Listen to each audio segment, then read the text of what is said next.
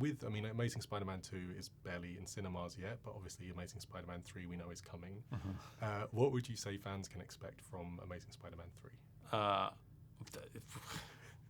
God, I got to finish this Spider-Man 2 adventure first before I get too deep into that. But listen, there's a lot coming on the horizon for Spider-Man, and I think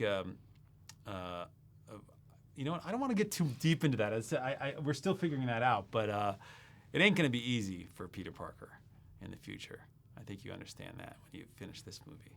Is anyone kind of seen or one approach you're specifically looking forward to seeing in another Spider-Man movie? Now you've got 2 under your belt. Well, yeah. I mean, I think that there's something about there's always different inflections of Spider-Man that you're trying to challenge and reveal. And Spider-Man and Peter Parker, but specifically Spider-Man at the end of this movie, has been transformed. He's different than very different from the point we engaged with him at the beginning of this film. And he's never going to be the same.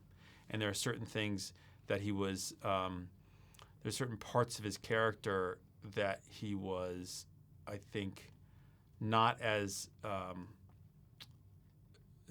protective of at the beginning of the movie as he should have been, and certain lessons that he's learned in this movie that he will never ever forget. And that austerity and that commitment and vigilance is, I think, really redoubled at the end of this film, and that's going to continue on in the third. So maybe a darker Spider-Man?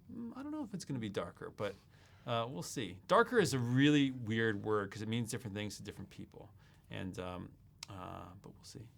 And we spoke to Shailene Woodley the other week for Divergent. Yeah. She said at the time she's unsure because of schedules and that kind of thing. Do you think Mary Jane will still be a character in the third one? Do you think that will still be? Well, we're still working all that out, but we'll see. You know, I mean, I think Shailene's such a wonderful actor. But you know, we haven't really written that script yet. We're still finishing the throes of the second Spider-Man movie, so we'll see.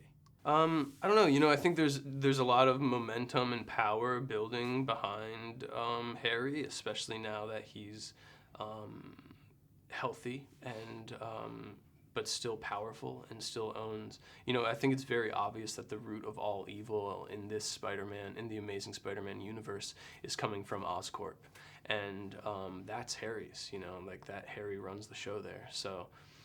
I think that there's a lot of opportunity to be had just with the fact that Harry is CEO of Oscorp.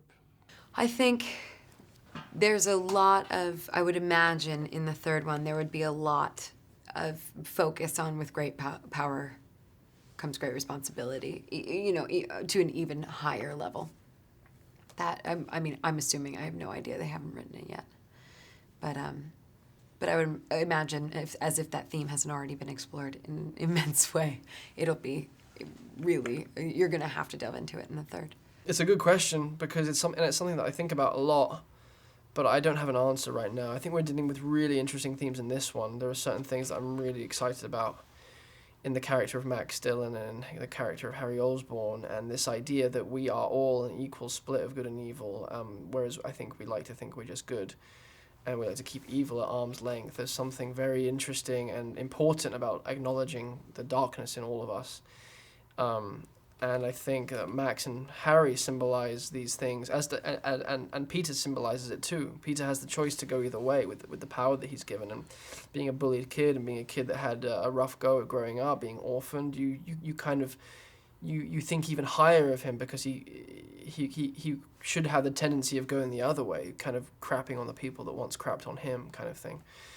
So I admire Peter for that, but it's always a choice, and there's obviously a genetic predisposition, but also there's a nurture element that it's really interesting to explore, like where do violent tendencies come from, and where does mass destruction emanate from? Let's not just distance ourselves from it, but I think there's something really important to understand, that we are all capable of destroying a city if we wanted to, which a little part of us does somewhere, and it's hard to admit that, but it's true.